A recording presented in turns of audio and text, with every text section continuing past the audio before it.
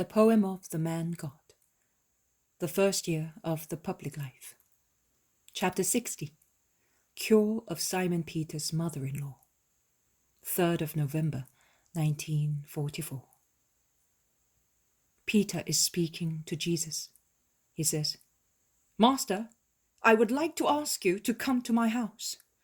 I did not dare to ask you last Sabbath, but I would like you to come." To Bethsaida? No, here, to my wife's house. I mean her home. Why do you want that, Peter? Well, for many reasons. Also because today I was told that my mother-in-law is ill. If you would cure her, perhaps she... Tell me, Simon. What I want to say is, if you go to her, she would stop. Yes, well, you know, it is not the same thing to hear people speak of someone and to see and listen to someone. And if the person in question cures, well... You mean also the ill feeling would come to an end?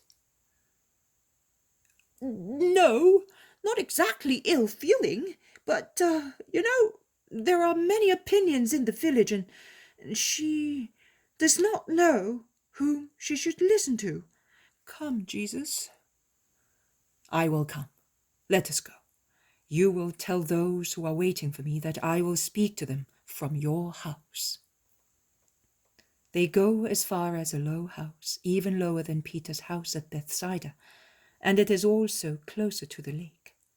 It is separated from the lake by the pebbly shore, and I think that when there is a storm, the waves break against the walls of the house, which, being very low, are very wide, as if several people lived in it. In the kitchen garden in front of the house, facing the lake, there is only an old gnarled vine supported by a rustic pergola, and an old fig tree, which the winds, blowing from the lake, have bent towards the house. The ruffled foliage of the tree brushes the walls of the house and beats against the shutters of the little windows, which are now closed as a protection against the bright sunlight. There is nothing but the vine and the fig tree and a greenish little wall of a low well.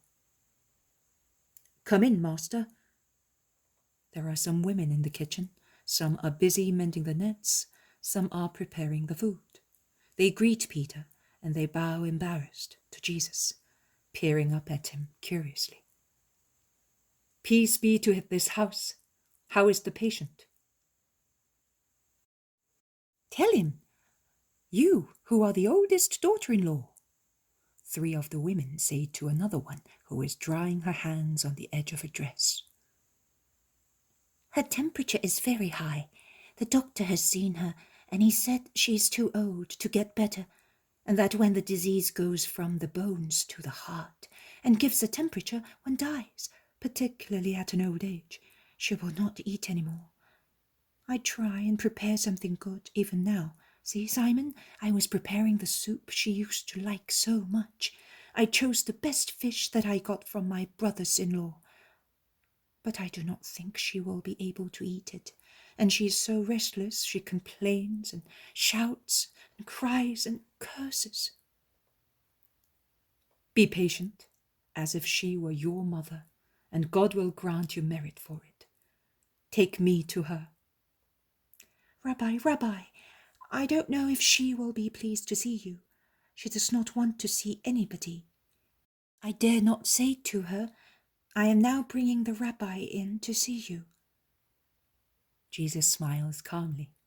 He addresses Peter. It is your turn, Simon. You are a man and the oldest son-in-law. You told me. Go. Peter makes a significant grimace and obeys. He walks across the kitchen and goes into another room, and through the door, which he closes, I can hear him talking to a woman. He looks out and says, Come, master, quick! And he whispers in a very low, just audible voice, Before she changes her mind. Jesus walks across the kitchen and opens the door wide. Standing on the threshold, he pronounces his sweet, solemn greeting.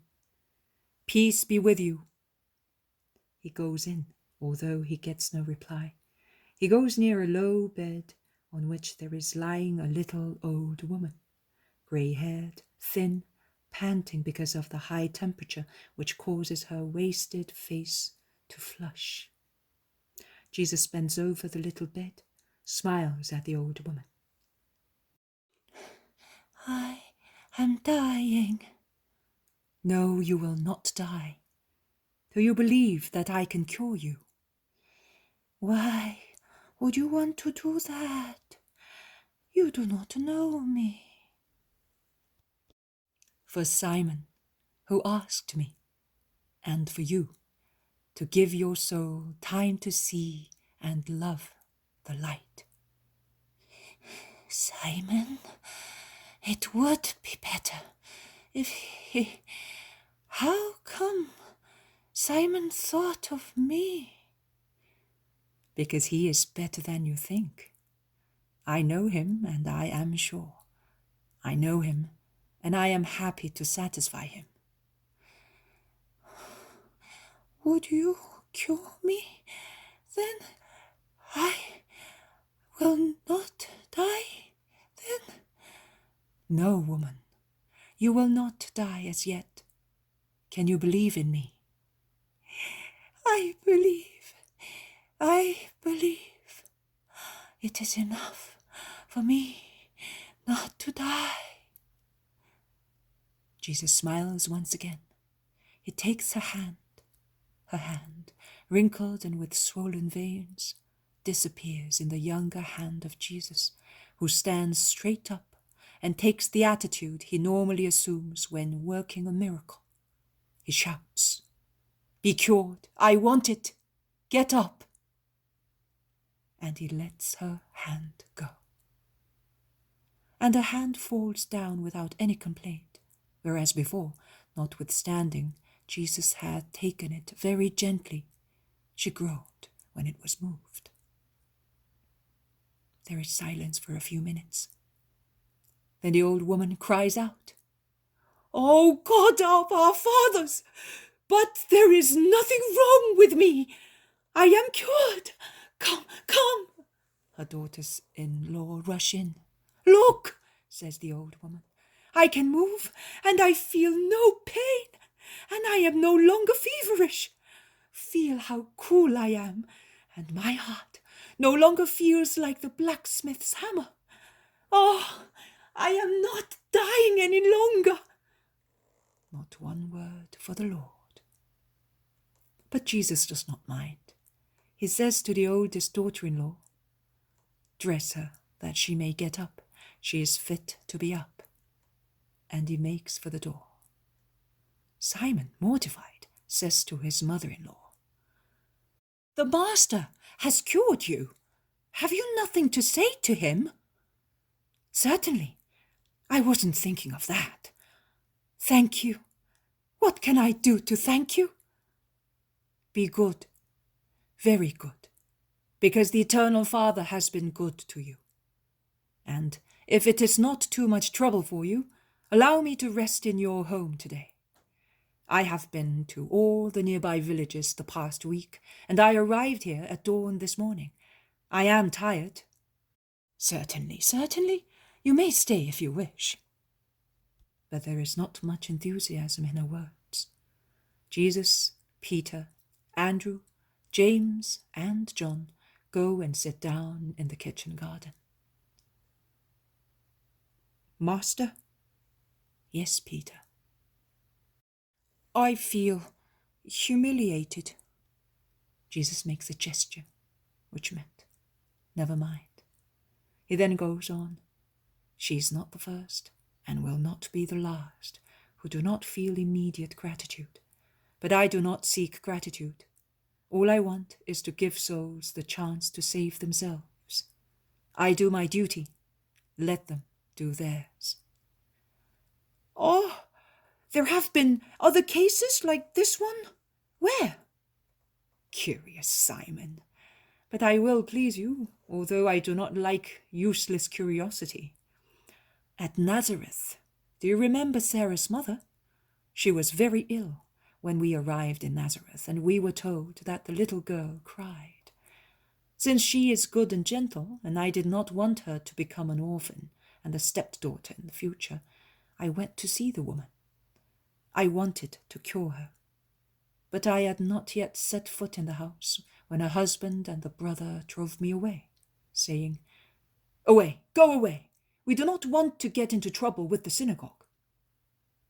For them, for too many, I am already a rebel. I cured her just the same, for the sake of her children, and I said to Sarah in the kitchen garden, caressing her, "I will cure your mother. Go home. Do not cry any more."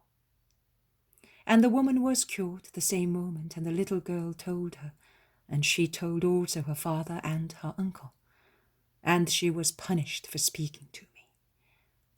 I know, because the child ran after me when I was leaving the village, but it does not matter. I would have made her become ill again. Peter, Jesus is severe. Is that what I teach you and the others? What have you heard me say from the very first time you heard me? Of what have I always spoken as being the first condition to be my true disciple? It is true, Master. I am a real beast. Forgive me. But I cannot bear the fact that they do not love you. Oh, Peter, you will see much greater indifference. You will have many surprises, Peter. People that the so-called holy world scorns as being money changers, who instead will set an example in the world, an example which will not be followed by those who despise them. Heathens who will be my most faithful ones, prostitutes who will become pure by strong willpower and penance, sinners who amend their way of living. Listen, that a sinner amends his way, it may well be, but a prostitute and a money changer? You do not believe it? I do not. You are mistaken, Simon, but here is your mother-in-law coming towards us.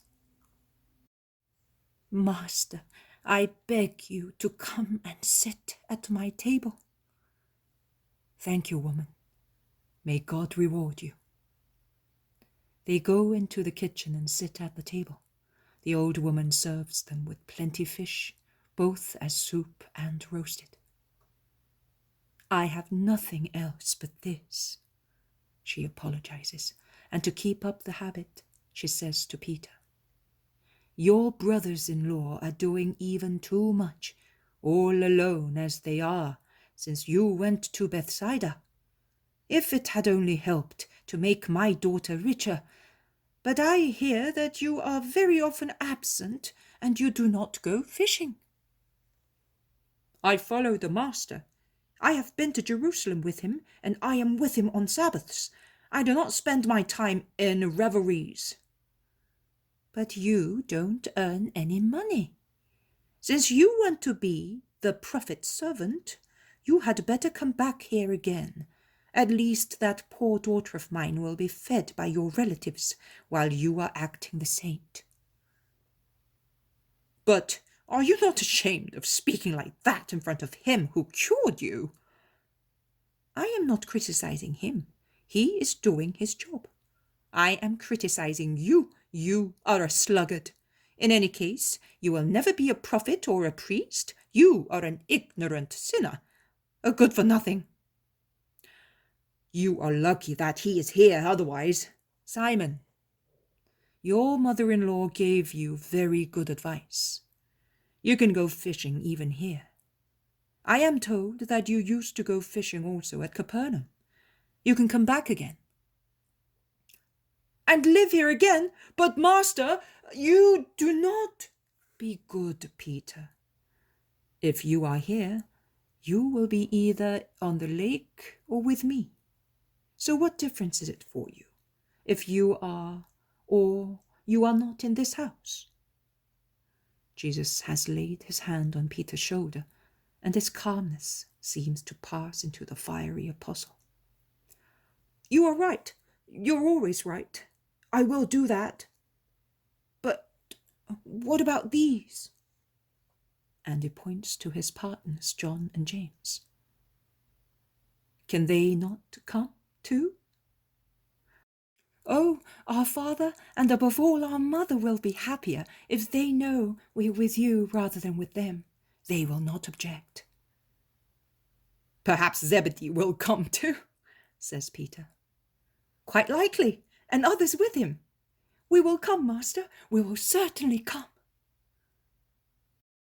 "Is Jesus of Nazareth here?" asks a little boy appearing at the door. "He is here. Come in." A boy comes in, whom I recognize as one of the boys I saw in the first visions of Capernaum, and exactly the one who tumbled down near Jesus' feet and promised he would be good, so he would get the honey of paradise. "My little friend, come here," says Jesus. The little fellow, somewhat embarrassed because so many are looking at him, takes heart and runs to Jesus, who embraces him and sits him on his knees and gives him a bit of his fish on a slice of bread. "Here, Jesus, this is for you. Also today that person said, 'It is the Sabbath.